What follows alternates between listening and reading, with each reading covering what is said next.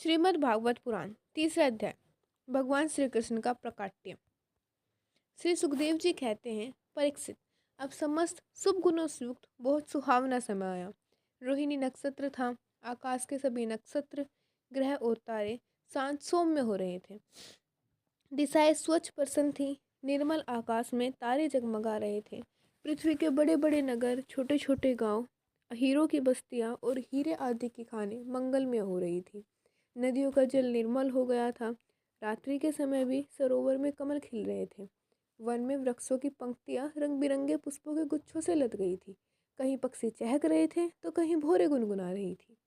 उस समय परम पवित्र और शीतल मंद सुगंध वायु अपने स्पर्श से लोगों को सुखदान करती हुई बह रही थी। ब्राह्मणों के अग्निहोत्र की कभी न बुझने वाली अग्नियां जो कंस के अत्याचार से बुझ गई थी, वे इस समय अपने आप जल उठी। संत पुरुष पहले से ही चाहते थे कि असुरों की बढ़ती ना हो पाए। अब उनका मन सहसा प्रसन्नता से भर गया। जिस समय भगवान के आविर्भाव का अवसर आया, स्वर्ग में देवताओं की धुंधियाँ बजने लगी। किन्नर और गंधर्व मधुर स्वर में गाने लगे तथा सिद्ध और चारण भगवान के मंगलमय गुणों की स्तुति करने लगे। विद्याधरियाँ अप्सराओं के साथ नाचने लगी। बड़े बड़े देवता और ऋषि मुनि आनंद से भरकर पुष्पों की वर्षा करने लगे। जल से भरे हुए बादल समुद्र के पास जाकर धीरे धीरे गर्जना करने लगे। जन्म मृत्यु के चक्र से छुड़ाने वाले जनार्दन के अवतार का समय था। निशीत, चारों ओर अंधकार का साम्राज्य था। उसी समय सबके हृदय में विराजमान भगवान विष्णु देव रूपिणी देवकी के गर्भ से प्रकट हुए। जैसे पूर्व दिशा में 16 कलाओं से पूर्ण चंद्रमा का उदय हो गया हो। वसुदेव जी ने देखा, उनके सामने एक अद्भुत बालक है। उसके नेत्र कमल के समान कोमल और विशाल हैं।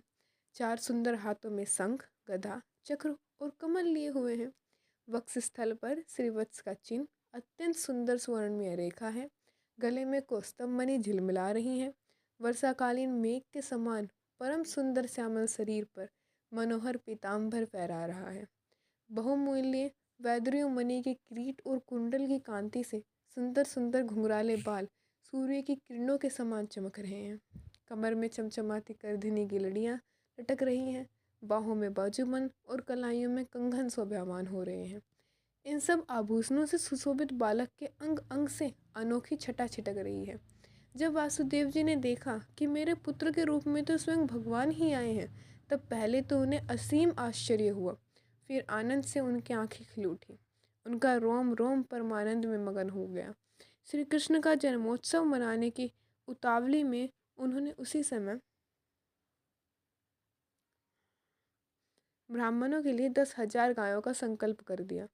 परीक्षित, भगवान श्री कृष्ण अपनी अंकांति से सूती का ग्रह को जगमगा रहे थे। जब वसुदेव जी को यह निश्चय हो गया कि ये तो परम पुरुष परमात्मा ही है, तब भगवान का प्रभाव जान लेने से उनका सारा भय जाता रहा। अपनी बुद्धि स्थिर करके उन्होंने भगवान के चरणों में अपना सिर झुका दिया और फिर हाथ जोड़कर वे उनकी स्तुति करने लगे। वसुदेव जी ने कहा, मैं समझ गया कि आप प्रकृति से अतीत साक्षात पुरुषोत्तम हैं। आपका स्वरूप है केवल अनुभव और केवल आनंद। आप समस्त बुद्धियों के एकमात्र साक्षी हैं। आप ही सर्ग के आदि में अपनी प्रकृति से इस त्रिगुणमय जगत की सृष्टि करते हैं। फिर उसमें प्रविष्ट ना होने पर भी आप प्रविष्ट के समान जान पड़ते हैं। जैसे जब तक महत्व आदि कारण तत्व पृथक पृथक रहते हैं, तब तक उनकी शक्ति भी पृथक पृथक होती है। जब वे इंद्रियादि 16 विकारों के साथ मिलते हैं, तभी इस ब्रह्मांड की रचना करते हैं और इसे उत्पन्न करके इसी में अनुप्रविष्ट से जान पड़ते हैं। परंतु सच्ची बात तो यह है कि वे किसी भी पदार्थ में प्रवेश नहीं करते। ऐसा होने का कारण यह है कि उससे बनी हुई जो भी वस्तु है, उसमें वे पहले से ही विद्यमान रहते हैं। ठीक वैसे ही बुद्धि के द्वारा केवल गुणों के लक्षणों का ही अनुमान किया जा सकता है और इंद्रियों के द्वारा केवल गुणमय विषयों का ही ग्रहण होता है। यद्यपि आप उनमें रहते हैं, फिर भी उन गुणों के ग्रहण से आपका ग्रहण नहीं होता। इसका कारण यह है कि आप सब कुछ है, सबके अंतर्यामी है और परमार्थ सत्य आत्मस्वरूप है। गुणों का आवरण आपको ढक नहीं सकता, इसलिए आप में न बाहर है न भीतर। फिर आप किस में प्रवेश करेंगे? जो आपने इन दृश्य गुणों को अपने से पृथक मानकर सत्य समझता है, वह अज्ञानी है।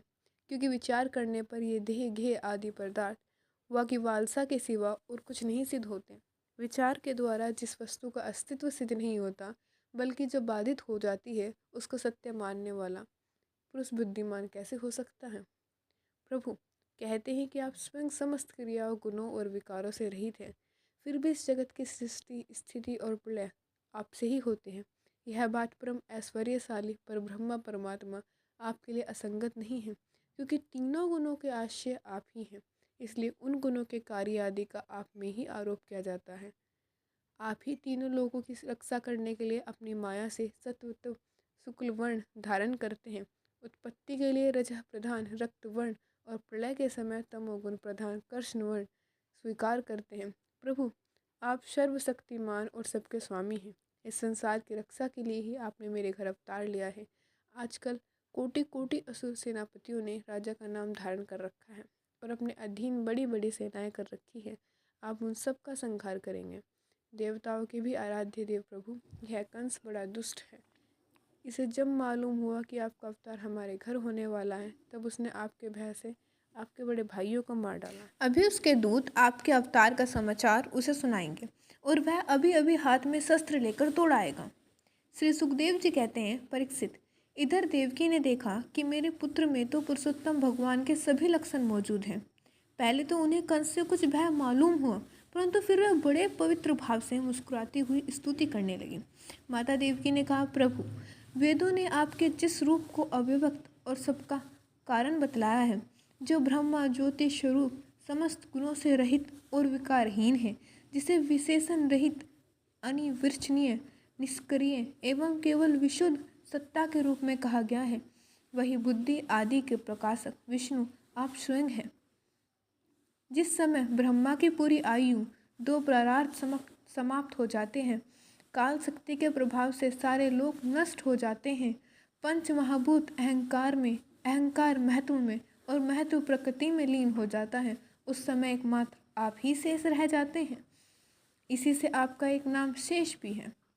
प्रकृति के एकमात्र सहायक प्रभु, निमेष से लेकर वर्ष पर्यंत अनेक विभागों में विभक्त जो काल है, जिसकी चेष्टा से यह संपूर्ण विश्व सचेष्ट हो रहा है और जिसकी कोई सीमा नहीं है, वह आपकी लीला मात्र है। आप सर्वशक्तिमान और परम कल्याण के आश्रय हैं। मैं आपकी शरण लेती हूँ। प्रभु यह जीव मृत्युग्रस्त हो रहा है।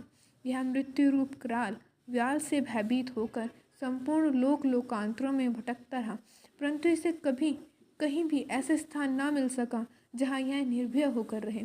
आज बड़े भाग्य से इसे आपके चरणाविंदों की शरण मिली है, अतः अब यह स्वस्थ होकर सुख की नींद सो रहा है।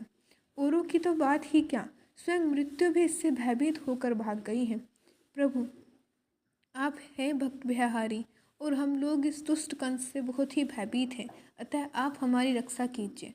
आपका चतुर्भुज दिव्य रूप ध्यान की वस्तु है। इसे केवल मांस मजामिया शरीर पर ही दृष्टि रखने वाले देहाभिमान पुरुष के सामने प्रकट मत कीजिए। मधुसूदन, इस पापी कंस को यह बात मालूम ना हो कि आपका जन्म मेरे गर्भ से हुआ है। मेरा धैर्य टूट रहा है। आपके लिए मैं कंस से बहुत डर रही हूँ। विश्वात्मन, आपका यह रूप अलौकिक है। आप शंख चक्र गदा और कमल की शोभा से युक्त अपना यह चतुर्भुज रूप छिपा लीजिए। प्रलय के समय आप इस संपूर्ण विश्व को अपने शरीर में वैसे ही स्वाभाविक रूप से धारण करते हैं जैसे कोई मनुष्य अपने शरीर में रहने वाले छिद्र रूप आकाश को। वही परम पुरुष परमात्मा आप मेरे गर्भवासी हुए। यह आपकी अद्भुत मनुष्य लीला नहीं तो क्या है।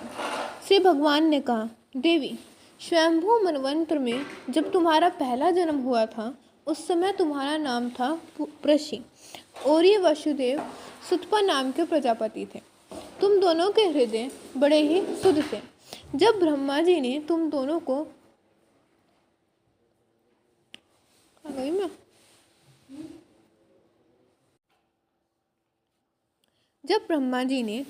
को संतान उत्पन्न करने की आज्ञा दी, तब तुम लोगों ने इंद्रियों का दमन करके उत्कृष्ट तपस्या करी।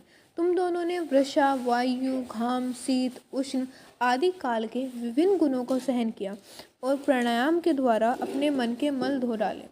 तुम दोनों कभी सूखे पत्ते खा लेते और कभी हवा पीकर ही रह जाते। तुम्हारा चित्त बड़ा शांत था। इस प्रकार तुम लोगों ने मुझसे अभीष्ट वस्तु प्राप्त करने की इच्छा से मेरी आराधना की।